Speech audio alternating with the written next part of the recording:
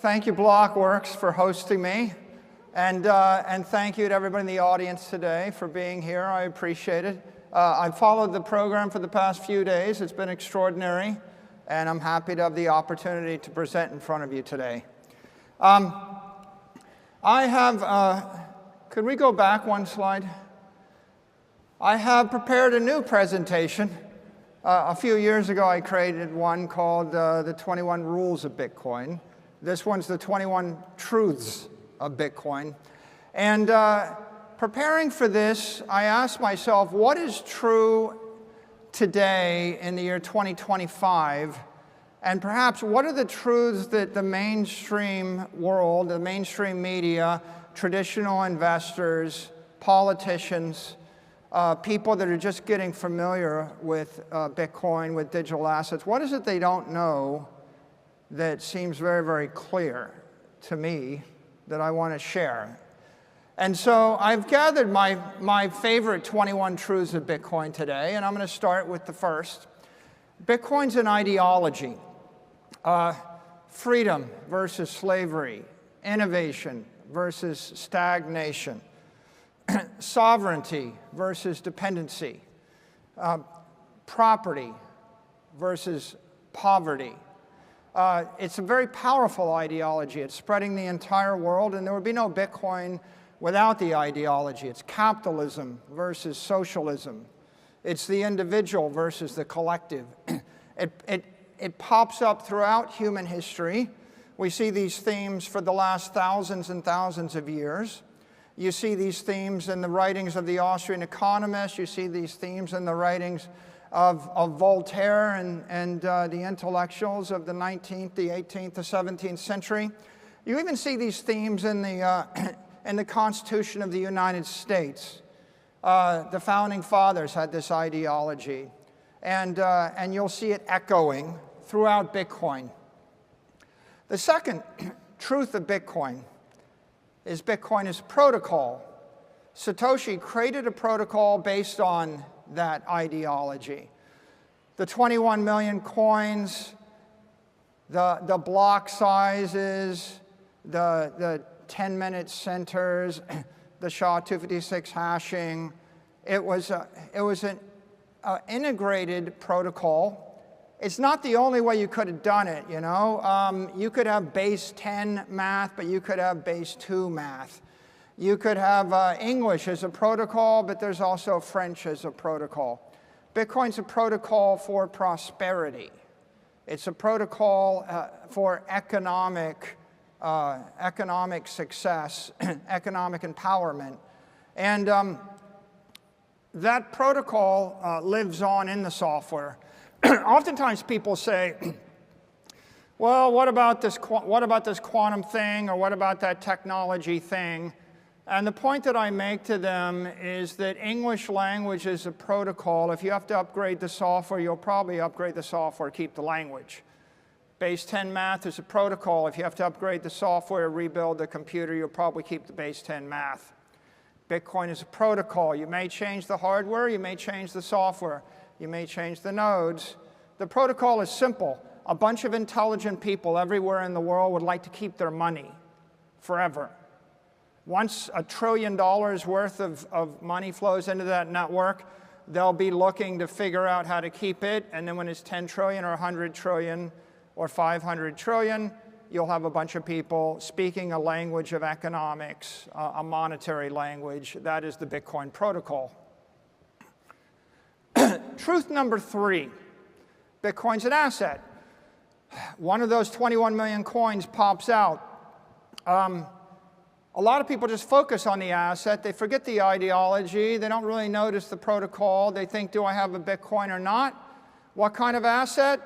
It's the apex asset. It's better than cheese. It's better than palladium. It's better than gold. It's better than silver or copper or land or goats or cattle or lumber or pieces of paper that we call currency.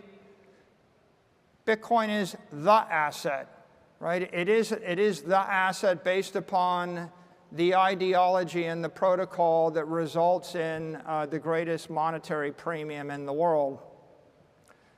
Truth number 4, it's not just an asset, Bitcoin's a network. Bitcoin is not just a network, it's the network. It's the most powerful computer network in the world. It's a global network. Without the network, you can't have the asset. The asset is stored in the network. The network is a manifestation of the protocol. The network creates decentralization, that's true, but it also creates fault tolerance, mission criticality, redundancy, and all of the other technical, economic, and ethical qualities of the asset and of the movement.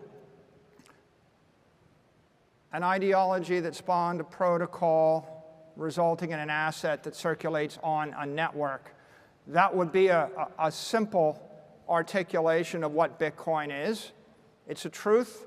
I would hazard to guess that the great majority of people watching the price of Bitcoin don't think about all four of those things. And they don't think about this as much as they should. Bitcoin is immaculate. Truth number 5. It was spawned by the Immaculate Conception. A nameless, faceless programmer gave it as a gift to the world. How do you create an immaculate thing? It's a God-given thing. It's a natural thing. We've had it since the beginning of time. No one took beneficial claim to it. No one asserts control over it. No one expects to cash in on it. The Immaculate Conception is an extraordinarily important thing to the network. That, combined with truth number 6, Bitcoin is ethical. What makes something ethical? What makes it ethical is you can take title to it, you own it, no one can debase it, no one can take it from you, no one can corrupt it, no one can control it. It's a thing of natural beauty. No country will ever trust anything that another country can debase or control.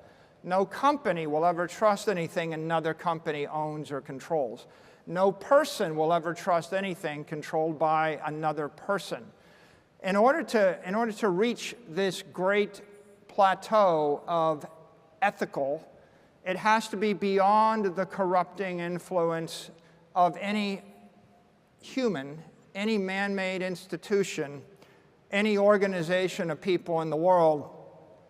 The Immaculate Conception was a necessary condition, but the engineering brilliance of Bitcoin was another condition.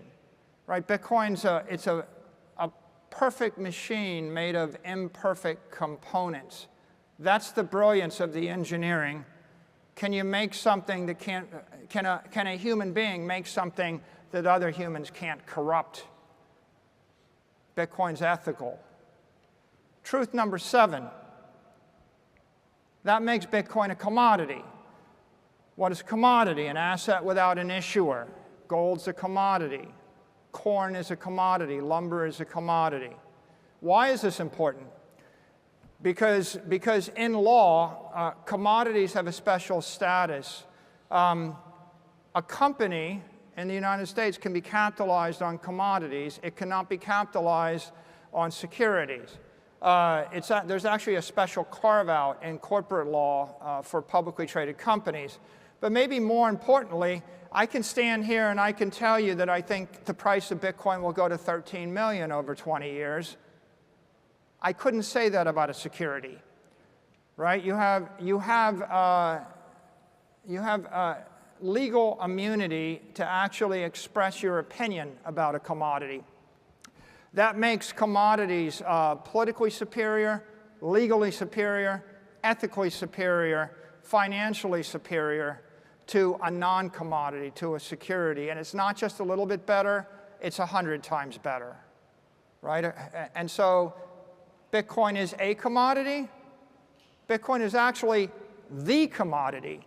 I studied commodities in my early professional years. Every other commodity can be created with technology, with capital, with know-how. If you were going to take your family's life savings and buy a commodity to hold for 100 years, and you thought about it, would you buy soybeans or corn or oil or natural gas or lumber, coal, silver, Well, no, they're all awful, and you know why they're awful, because it's pretty obvious to you that 100 years ago it was harder to make those things than it is today. And if the price of oil goes to $1,000 a barrel, we're going to frack it, triple frack it, hyper frack it, and we'll drive the price of oil down. Same with gold. There's been hyperinflation in gold multiple times. You know, the California 49ers found gold. We created so much gold that we crashed the economy of Europe. Every other commodity is going to actually explode in supply with technology and with price. That makes them all garbage investments for a long-term investor. They're, in fact, the worst possible investments as a long-term store of value. The king of them, gold, still underperforms the S&P index by a factor of 2 or more. So there's only one commodity in the history of the human race that wasn't a garbage investment. The one commodity is Bitcoin, right? A digital commodity. And let's talk a bit more about that. Why is it not garbage? Why is Bitcoin great? Bitcoin is a digital commodity. Every other commodity I can name is a physical commodity. Physical commodities are God-given, and anyone in the world can create them. Digital commodities were created by the brilliance of human beings in a fluke. You needed to have a brilliant engineer, Satoshi, give away this gift to the world. The world needed to embrace the gift. The protocol needed not to be defective. And after many, many years of not knowing whether it was something or nothing, it spontaneously monetized and came to life. It really is a miracle of the 21st century. Why is a digital commodity important? Well, you can vibrate a digital commodity 60 times a second on a computer. You can move a digital commodity at the speed of light. The AIs can decompose and recompose a digital commodity millions of times an hour, simultaneously moving it and distributing it all around the world at the speed of a computer. Can't do that with palladium. Can't do that with gold. There's no way Apple Computer's ever going to ship an upgrade that has multi-factor authentication on a physical commodity. It needs to be a digital commodity, and that's what makes Bitcoin special. Not only is it a digital commodity, it is the digital commodity. The most profound thing that happened is 2 weeks ago, the president signed into law via the executive order, Strategic Bitcoin Reserve. David Sachs said, Bitcoin is an asset without an issuer, spawned via an immaculate conception. It is decentralized. We recognize it as a store of value. It is our digital gold. You have the most powerful person in the world and members of the cabinet that are saying that it's the policy of the United States government that Bitcoin is the one digital commodity in the world. That's going to ripple. And, you know, I can create a digital commodity, theoretically, an asset without an issue, and I can give it a protocol that inflates it 5% every year. I could create any kind of inflationary monetary protocol. For example, corn and oil are commodities. No one doubts the fact they're commodities, but they're not scarcity. They're not capped. Bitcoin wasn't just a brilliant creation of a digital commodity. Bitcoin was brilliant because Satoshi capped the supply at 21 million. If I give you an inflation rate of 2% and the supply of gold, the economic half-life of your wealth is 36 years. When I give you an inflation rate of 0% in your digital gold, the half-life of your economic wealth is infinite. It is forever. The difference between 2% inflation and 0% inflation is you're dead in 36 years with 2% inflation, and you live forever with 0% inflation. Next time someone tells you that it's just a little bit of inflation and the 2% doesn't matter, I just want you to think about that, the half-life of 36 years versus the half-life of 1 billion years. And of course, with that observation, it stands to reason the next truth is Bitcoin truly is digital gold. Gold, what does it represent? Gold represents money and wealth in the human race for 10,000 years. It represents prosperity. It represents the king commodity. It represents the most ethical, virtuous, technically sound money. And the vast majority of the people in the world, they're not invested in digital assets. They're not invested in Bitcoin. They don't even know what we're doing here. You're probably, if you lined up 100 people on the street, to say that you're the top 1% is probably an understatement. You're at least ahead of 99%. So for the mainstream, when you say digital gold, what that tells them is that instead of giving away a gold medal at the Olympics, maybe it's time for a Bitcoin medal at the Olympics. What it means is that the golden age will give way to the Bitcoin age. What it means is a city with streets paved in gold maybe should be paved in Bitcoin. What it means is that if something is gold-plated, and that's how you monetize anything, a gold-plated lighter, a gold-plated pen, maybe it should be Bitcoin-plated, right? This is a very profound thing, right? The truth, Bitcoin is digital gold. We dismiss it as being kind of a boomery idea, but the boomery idea means Bitcoin's worth more than 20 trillion because that's what the gold is worth. But the truth is everything digital in our modern era is worth 10x the analog version. If Bitcoin is nothing more than digital gold, Bitcoin is worth $200 trillion if it's nothing more than digital gold. But of course it is more than digital gold because truth number 11, Bitcoin is digital money. JP Morgan said gold is money, everything else is credit. Money, a bearer instrument. I give it to you, I don't have it, you have the money. Well, Bitcoin is money. What is everything else circulating in the internet? Credit. What does that mean? It means that I send you something, I send you a fee over a credit card network. 45 days from now, maybe it will be transferred to your account after the credit card company takes 2%, right? In a world of digital credit, that means that it takes 4 years for the money to move 40 times, and at the end of the 4 years, all the money's gone. In a world of digital money, it means you can move the money once a second. Maybe you can move the money 60 times a second. You move the money 60 times a second for a 20th of a penny, you still have the money. The computers are not going to think one click, one settlement every 30 days. They're not going to agree to pay 200 basis points per vibration of the money, right? Digital money is profound.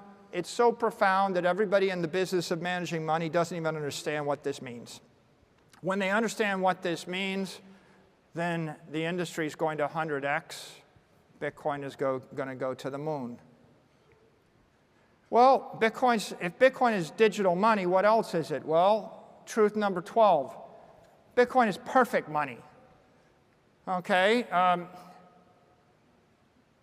What is perfect money? If you read the writings of the Austrian economists, von Mises and Hayek, they write about money, but they couldn't conceive of perfect money. Voltaire, Aristotle, Plato, they couldn't conceive of perfect money. Why? They didn't have the technology. It's kind of like asking Aristotle, tell me about clean water. How do you understand clean water if you don't have a microscope and you don't understand that there are pathogens in the water? Nobody understood perfect money until Satoshi gave it to us, and that's because it was impossible to create perfect money before modern semiconductors, modern internet, modern cryptography. So they were struggling, and you can see Hayek and von Mises, they struggle with this notion. In the Constitution, the founding fathers, who were pretty intelligent, said, the only legal money in this country is going to be gold and silver coin. They kind of knew this idea, a commodity in your hand, a self-custodied commodity bearer instrument felt like good money. What they designated as perfect money in the Constitution, and we have drifted, a little bit away from that, they designated what they saw were the hardest commodities and the most liquid fungible commodities that could be used as a monetary token. And they were never perfect because you can't practically do every transaction by swapping gold and silver coins. And because gold and silver coins aren't hard capped, they have inflation. So they had defective money that was slowly decaying, that was not quite useful. but it was just, you know, they used to say it's the worst possible way to do it except for every other way, right? And so the significance of this truth, this basically marks the point where economics goes from being a superstition and an art form to being a scientifically based engineering discipline. You can't engineer an economic system or a monetary system before you have perfect money. It's just like trying to do good math, but 2 + 2 = 5 on Tuesday, and it equals 4 on Wednesday. And if you don't have stable numbers, you can't do math. And if you don't have stable money, you can't do economics. You know, if you can't drink water that's not going to kill you, life is pretty ugly, right? This is profound truth. Again, misunderstood. No economist trained in the past 100 years. They never took a course on perfect money. They never imagined it. But you can't really blame them. It's like if you went back to Voltaire and you said, okay, that's the smartest guy in the 18th century in France. And, you know, he wrote shelves of books. But like, you know, poke him and say, describe, you know, radioactivity to me. And how are we going to build mobile phones and satellite communications? And he would have thought, what are you talking about? Right? It's like the most brilliant person without the instrument, the technology, can't conceive of the rational thing. And that takes us to truth 13. Bitcoin is legitimate. A short phrase, a powerful phrase. It wasn't legitimate 4 months ago. A year ago, if you try to remember where you were and what you were thinking in March of 2020, when the entire crypto industry was under massive onslaught, everybody's getting sued, right? And the most likely future was everything gets ground into the dirt. We have completely come 180 degrees. This is the most powerful person in the world sitting in the most sacred place, the Oval Office, flanked by 2 cabinet members telling you Bitcoin is digital gold, a store of value, a commodity. Not just a commodity. You know, if the US seized 10,000 securities, all your artwork, all your houses, your planes, your trains, your automobiles, every currency, you know, everything of value, your diamonds, your gold brooches, your silver, they'd sell it. Right? The only thing the United States does not sell is its national parks, its nuclear stockpiles, and its Bitcoin. Now, that's a shockwave that will be heard around the world. That just happened, you know, literally days ago. It's going to take a while for that to ripple through the entire federal government. Then it will ripple through the state governments. Then it will ripple through the banking system, the insurance system, the credit rating agencies. Then it will ripple to all the banks in Mexico and El Salvador and Argentina and then Europe. It's rippling through the banks in Hong Kong and China and Japan and Abu Dhabi and Europe. How long will it take? Well, you know, how long does it take for a profound good idea to move its way through layers and layers of bureaucracy? It'll take a while, but the innovators will actually grab this, and those that need the money, that want the money, will reach for and embrace the money, and they will be enriched by it, and there will be others that will resist it. But that entire shockwave, right, that explosion in legitimacy, that happened just a few weeks ago, happened on a Thursday night in the White House. And that's profound. We are legitimate. And as I've said before, if Bitcoin's not going to 0, it's going to 1 million. Right? It's either nothing or it's something. And if it's something, then it's going up. And truth 14, Bitcoin is corporate. You know, I talked a little about corporate law. I'm very sensitive to it because I ran a public company for many years. We came public in '98. Every public company in the world is capitalized on one of 2 things. You're either going to capitalize on short-dated treasuries or sovereign debt, in essence currency, or you're going to capitalize on a commodity. Well, it turns out that every commodity other than Bitcoin underperforms the S&P index. It doesn't beat the cost of capital. So capitalizing upon silver or gold or palladium or oil makes no sense. There is one commodity that you can put 100% of a corporate balance sheet in. And that one commodity is a digital commodity, and that digital commodity is called Bitcoin. And so what does it mean? It means that for the first time in 100 years, companies can recapitalize, and they are recapitalizing. And what does that mean? That means a company starts by sweeping a little bit of excess cash, and then cash flows, and then it sells some equity, and then it issues some debt, and then another company follows, and another company follows. Right now, there's about 80 companies that are starting to buy Bitcoin, and there's probably 80 ETFs. We're going to see another one every week, and another one every week, and pretty soon there'll be hundreds. And those hundreds become the gateways for hundreds of trillions of dollars of equity capital and fixed income capital to migrate into the entire digital assets economy. And you can see it right in front of your face. You see a company like Metaplanet goes from one hotel being worth a few $1 million to being worth $1 billion in 12 months. Where does it stop? It's not going to stop, right? If you're legitimate, you're corporate, right? You're going to see a transformation of mainstream organizations. The 15th truth, Bitcoin is global. Everywhere in the world I go, I meet someone, and they say, well, thanks, thanks because I bought a Bitcoin for my daughter, or I bought a Bitcoin for the family. We appreciate what you're doing. And you know what I say? I say thank you because I appreciate what you're doing. Bitcoin is global, Your Apple stock isn't. Your land isn't, right? The artwork that you hold isn't global. Right? Bitcoin is a global asset. It means somebody in Nigeria buys it, and they're getting the benefit of entrepreneurs in Manhattan. And it means someone in Arkansas buys it, and they're actually in an economic relationship with somebody in Singapore. Right? This is not a lowest common denominator thing. You own Arkansas real estate, no one's going to fish you out of that investment. You own Bitcoin, you bury it in your backyard in Arkansas, and you'll wake up in 30 years and find out that someone in Tokyo or London made you rich. Right? This is the global asset. There isn't another asset that trades on Wall Street that is global in the way that Bitcoin is. And it's not just global, it's immortal. We're stretching in time and space.